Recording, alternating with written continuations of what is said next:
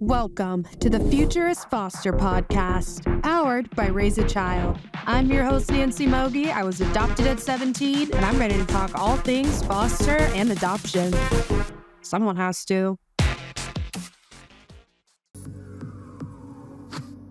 So I didn't tell anybody. And the day that I went to meet Charlie, I called up a girlfriend. I was like, hey, I'm going to foster. You want to come meet this baby with me?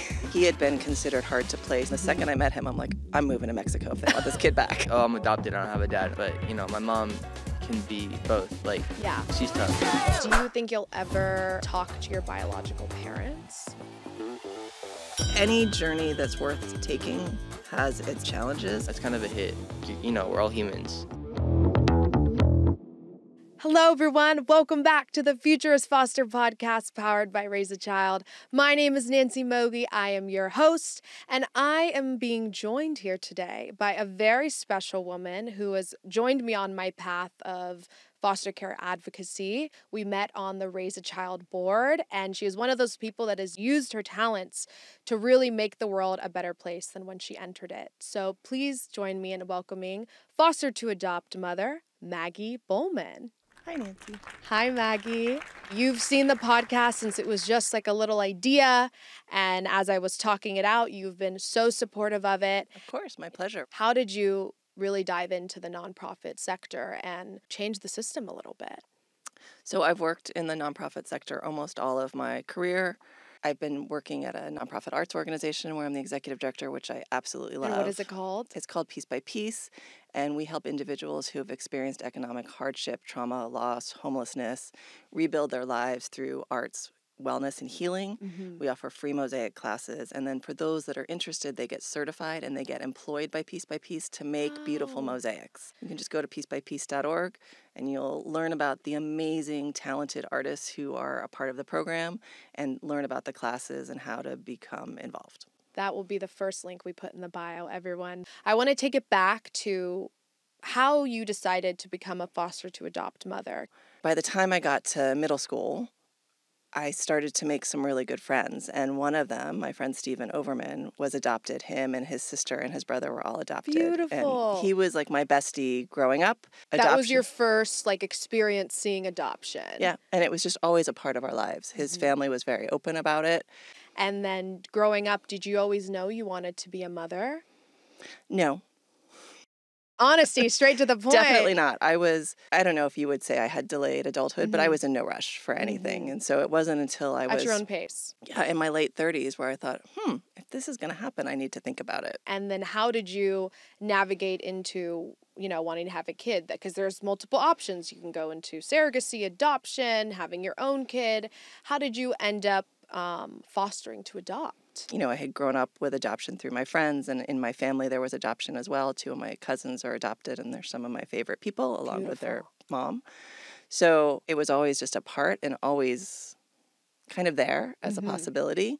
And when I was thinking about it, there just didn't seem a reason to bring in any more kids into the world when there were kids that needed homes. And, I had been in LA for a long time already, and there's so many kids in the foster care system in Los Angeles that it just made sense that was the way I should go. It felt right for you. Yeah. It was normalized to you at a young age. And I've noticed this is a common trend for a lot of people that are adopted. There are other people in their life, friends, family, neighbors. My dad was adopted. His mom was adopted. It's a whole chain of people, like a spark that's ignited. And how did you take the first step into fostering to adopt? So I'm the type of person who thinks about something for a while and then I just do it. I don't... Rip the Band-Aid off. Yes, very much, that's a great way to describe it. And I don't necessarily want other people's opinions. I know what I want and I focus on that. So I didn't tell anybody. Ooh. And I just went and did the foster parent training classes and all of that through Extraordinary Families. And I don't really think anybody knew. Mm-hmm. And the day that I went to meet Charlie, I called up a girlfriend. I was like, hey, I'm going to foster. You want to come meet this baby with me? Oh, my gosh. And when you met Charlie, he was how old? He was 3 weeks old, and he had been in the NICU the whole time. He was 9 weeks premature. He was born at 4 pounds. So he wasn't on a feeding tube or a ventilator. He was actually pretty strong, but they needed to get him regulated. The extra love, care, attention.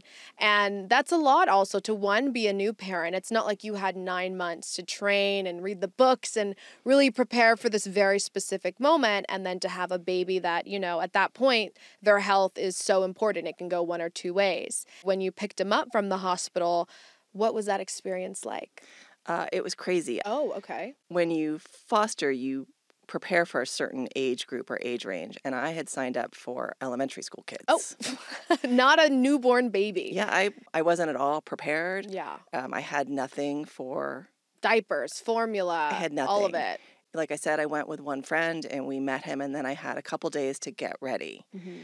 And when I got the call about Charlie, he had been considered hard to place because he was premature and his mom had some mental health issues. Mm-hmm. So there weren't people jumping to bring him home. 3 weeks old. old. And through the training and preparation that you go through to become certified to be a foster parent, they're very clear. Mm-hmm. The goal of the foster care system is reunification. There's no guarantees. Yeah. So you're doing it for the children at the end of the day. You're doing it to provide a loving home for someone who needs it through no fault of their own. And so I knew that that was a possibility, but I also knew I wanted to hopefully adopt. Beautiful. But you don't know how the story's going to end. Was there a part of you that just like didn't want to maybe get attached to him so early on, being so young, or? Intellectually, I was very clear that reunification is the goal. And the second I met him, I'm like, I'm moving to Mexico if they want this kid back.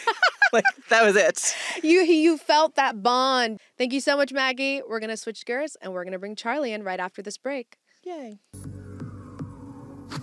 Hello, everyone. We are back. Thank you for staying tuned. We are welcome today with Mr. Charlie Bohlman. He is a former foster youth turned adoptee, turned advocate, turned musician, turned podcast guest. So say hello to everyone, Charlie. Hello, cameras. What is the first reaction people say when you tell them you're adopted?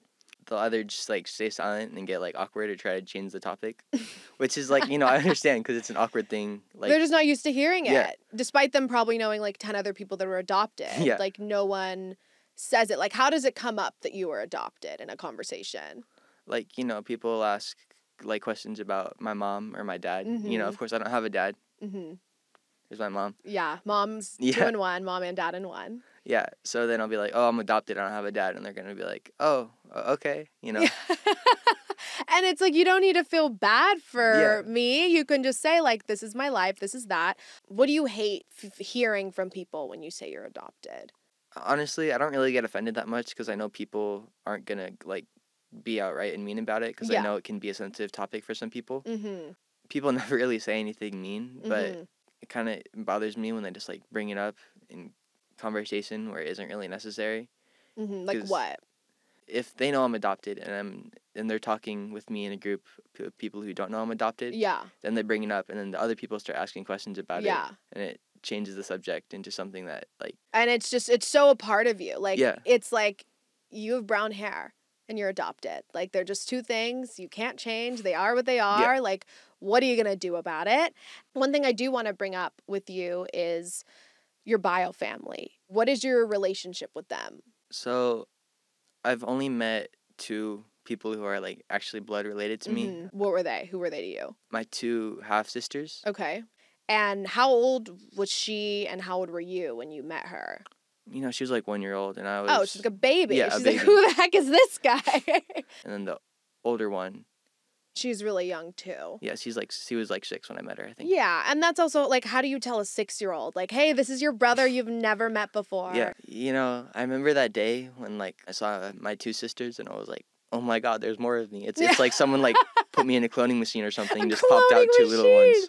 Exactly. And I mean, there's only so much you can bond with a 1-year-old and a 6-year-old. Yeah. But, you know, maybe in the future when they're older and you're obviously older, would you be interested in having a relationship with them? Yeah, definitely. That's beautiful. Yeah, but my mom, we were talking about like my biological family and how the grandma on the other side, she has our contacts, but we've tried to contact her and she hasn't really reciprocated. You know, it's kind of a hit because, and maybe it just wasn't the right timing. You never know their reservations, and at least you could say you tried. Yeah. That you wanted to have them know, like, hey, we may be in different families technically, but I'll always be your big brother to look after you. And I'm going to get deep. Do you think you'll ever talk to your biological parents? I was also talking to my mom about that. Mm-hmm.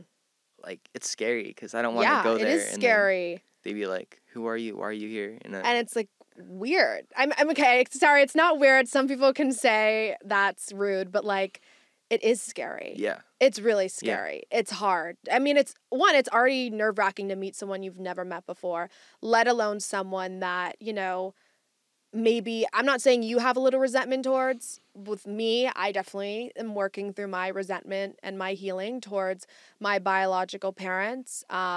My biological mother, she was not fit to be a mother. I had a very, you know, dark childhood with her, and I'm still going through a lot of trauma because of it.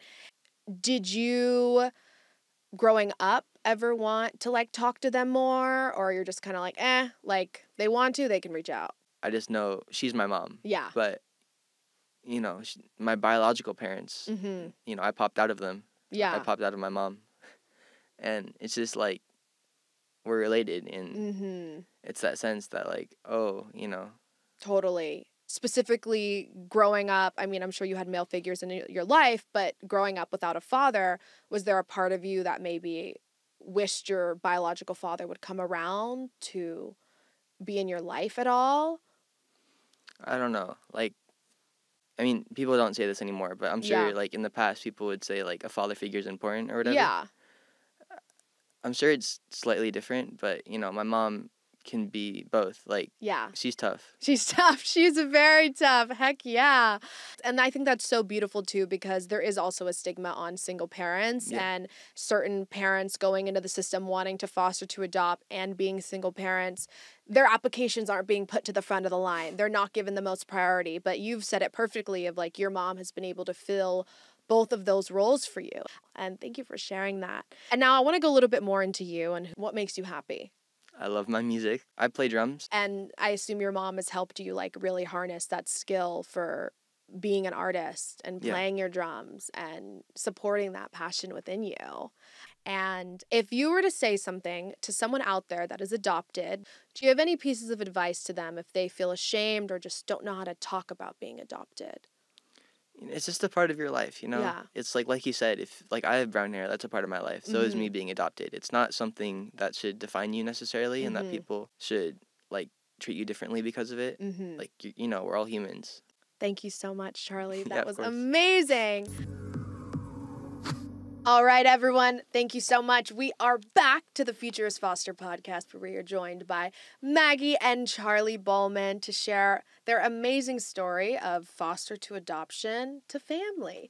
So now I just want to highlight some amazing things you guys both said. One specifically, Charlie, when we were talking about how I asked like if, you know, it made a difference growing up without a father. And you were like, no, I got my mom. She's tough, you know, and you knew that. Yeah, that was such a confident answer. And I think that's such a beautiful thing. And I'm sure for you, Maggie, too, to hear, did you have any reservations going into adopting, being a single parent? I knew it was going to be a lot of work and that there wouldn't always be a backup. But, you know, if you take something on, you take it on 100%. Yeah. And I have to say, when I see friends who have a two-parent family, there's all these negotiations and parenting style and back and forth, and I'm spared all of that. And I really appreciate it. Charlie might not, because like my way is the way we go. There's no alternative. What are some of your favorite things to do with your mom? I like it when sometimes she comes and watches me play music. I would have never imagined my life would be like this and that there would be drumming in my backyard every day.